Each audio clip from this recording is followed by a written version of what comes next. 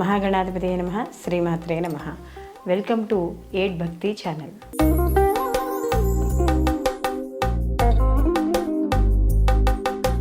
శనివారము. ఈ శనివారము ఏ పనులు చేయవచ్చు, ఏ పనులు చేయకూడదు. సహజంగా శనివారం అనేటప్పటికీ శనిగ్రహం, శని భగవానుడు అందరూ భయపడుతూ ఉంటారు. మనకి తెలిసిందే ఏళ్ళనాడు శని, అష్టమ శని, అర్ధాష్టమ శని. వీళ్ళు ఉన్న వాళ్ళందరూ కూడా ఆ రోజు నవగ్రహాల్లో శని భగవానుడికి ప్రదక్షిణలు చేసుకోవడం, ఆయనకి ఈ యొక్క నల్లని నువ్వులతో అభిషేకం చేసుకోవడం, అర్చన చేయడం, ఇలా ఏదో ఒకటి వాళ్ళకు తోచిన విధంగా స్వామివారిని ఆరాధన చేయడం, నల్లని వస్త్రాలు కట్టుకోవడం, లేదా 7 మంగళవారాలు వ్రతాలు చేయడం, ఇలాంటివి మనకి ఎక్కువగా కనపడుతూ ఉంటాయి. అయితే ఇక్కడ శని ఎవరైతే అధర్మ మార్గంలో వెళ్తున్నారో ఆ అధర్మ మార్గంలో వెళ్ళే వాళ్ళకు మాత్రమే చెడు చేస్తాడు.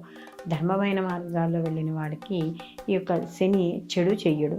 అయితే శని మందకారకుడు కాబట్టి ఏ పని శని జాతకంలో కానీ సరిగ్గా లేకపోతే ప్రతి పని నెమ్మదిగా వెళ్ళడము, ఆలస్యంగా పనులు అవ్వడం, ఇలాంటివి మనకి కనపడుతూ ఉంటాయి. అయితే శని భగవానుడు అంటే ఈరోజు శనివారం నాడు ఇనుపు సంబంధించిన వస్తువులు కొనుగోలు చేయడం, అలాగే నూనెలు కొనుక్కోవడం, ఇలాంటివన్నీ కూడా ఉప్పు, నూనె ఇలాంటివి మంచివి. అలాగే ఇక్కడ మనకి కొన్ని లోహపు వస్తువులు, ఇనుప వస్తువులు, ఆయిల్ వంటి వ్యాపారాలకు మాత్రం అనుకూలం. ఎవరికి వాళ్ళకు కూడా శని అనుకూలంగా ఉంటే జాతకంలో ఇలాంటి వ్యాపారాలు అనేవి చేసుకోవచ్చు.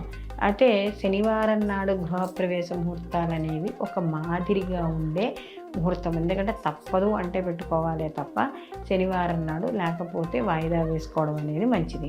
అలాగే శని భగవానుడి యొక్క అనుగ్రహం పొందాలి అంటే సేవా కార్యక్రమాలు చేయడం, పెద్దల్ని గౌరవించడం, వృద్ధులకు సహాయం చేయడం, దానం, ధర్మం ఇలాంటి కార్యక్రమాలు చేపట్టడం ద్వారా శని యొక్క అనుగ్రహం అనేది కలుగుతుంది.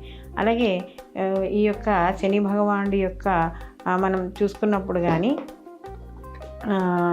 ఇక్కడ ఈ నూతన వ్యాపారాలు చేపట్టేటప్పుడు ఆ రోజు తారాబలం చూసుకుని మనం ఈ యొక్క కార్యక్రమాలు అనేవి చేపట్టాలి. అలాగే ముఖ్యంగా ఈ యొక్క విద్యారంభము, ఇలాంటి వాడు నూతన ఉద్యోగాల్లో జాయిన్ అవ్వడానికి, కొత్త పనులు చేపట్టడానికి, అలాగే కోర్టు వ్యవహారాలు, ఇలాంటి ఆపరేషన్లు, వీటికి అవసరమైతేనే నిర్ణయాలు తీసుకోవడం అనేది మంచిది. అలాగే ఇక్కడ తూర్పు దిక్కుకి ప్రయాణం అనేది మంచిది కాదు. అలాగే ఇక్కడ ముఖ్యంగా ఇనుము సంబంధించిన ఏవైనా వ్యాపారాలు చేపట్టాలన్నా, లేదా ఆ రోజు ఏమైనా కొనుగోలు చేయాలన్నా కూడా ఆలోచించి నిర్ణయం అనేది తీసుకోవాలి. అలాగే ముఖ్యంగా శనికి సంబంధించిన వాటిలో శని అనుగ్రహం పొందాలి అనుకుంటే నల్లటి వస్త్రాలు ఎవరికైనా దానం చేయడం, అలాగే ప్రతి శనివారము కూడా ఇక్కడ ఏకభుక్తం చేయడం, ఏదైనా సేవా కార్యక్రమాలు చేపట్టడం, అంటే నిజంగా ఎవరికి సహాయం లేని వాళ్ళు ఎవరో ఉంటారు కదా, నిస్సహాయ స్థితిలో ఉన్న వాళ్ళకి సహాయం చేయడం ద్వారా ఈ యొక్క శని భగవానుడి యొక్క అనుగ్రహం పొందడం అనేది జరుగుతుంది. అలాగే శని భగవానుడికి నడక అంటే చాలా ఇష్టం కాబట్టి ఎవరైనా నడక అంటే ఉత్తి వాకింగ్ చేయడం అని కాదు, అది మనకి 2 రకాలుగా ఉపయోగపడాలి. అది ఎక్కడో రోడ్ల మీద వాకింగ్ వెళ్ళి చేసే కన్నా ప్రతి శనివారము కూడా శివాలయంలో కానీ లేదా మనకి ఆంజనేయ స్వామి గుళ్ళో కానీ ప్రదక్షిణాలు చేయడం ద్వారా, అంటే ఆ శ్రమని మనం ప్రదక్షిణాల రూపంలో మార్చుకోవడం ద్వారా మనకి శని భగవానుడి యొక్క అనుగ్రహం అనేది కలుగుతుంది.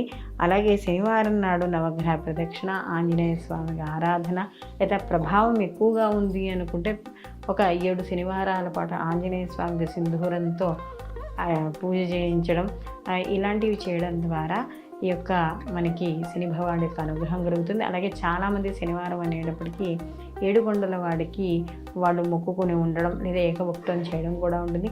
ఇలా చేసినా కూడా అంతే ఫలితం అనేది కలుగుతుంది. కాబట్టి శనివారం నాడు కూడా నియమాలు పాటించుకుంటూ ఉండడం ద్వారా కాస్త ఆ భగవానుడి యొక్క అనుగ్రహం పొంది పనులు వేగవంతం అవ్వడం అనేది జరుగుతుంది. స్వచ్ఛమైన స్ఫటికలింగాలు, సాలగ్రామాలు, అలాగే రుద్రాక్షలకి ఈ కింద నెంబర్ని సంప్రదించగలరు.